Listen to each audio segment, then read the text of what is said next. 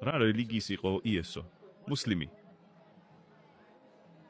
იცი მუსლიმი რას ნიშნავს?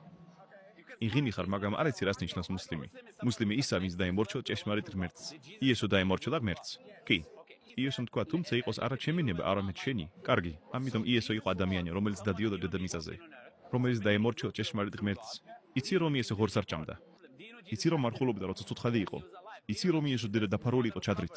ამიტომ მონაზვნები ფარებენ თავს. ისე რომ იესო სახეს მიწაზე დებდა, როგორც მუსლიმი დალოცულობდა. ასე არ აკეთებდა, როგორც თქვენ აკეთებთ. ის შუა აღმოსავლეთიდან იყო, თეთრკანიანი არ იყო. დალაპარაკობდა არამეულზე, არა ებრაულზე. ისი ღმერთი როგორ არამეულად. შენი თქვი ალლაჰ. არა, ალლაჰ არის. არ ვიგონებ, ეგ არის ამენაზე ეგრე. იმიტომ რომ სემიტური ენა არაბულთან და ებრაულთან. მაგიტომ ტერმინები იგივეა. ამიტომ იესო იზახდა ალლაჰ. თავს დებდა და ლოცულობდა. დედამისი თავს იფარავდა და ღორს არ ჭამდნენ და მარხულობდნენ 40 დღე. რა რელიგია ეს? მუსლიმები. დიდი მადლობა.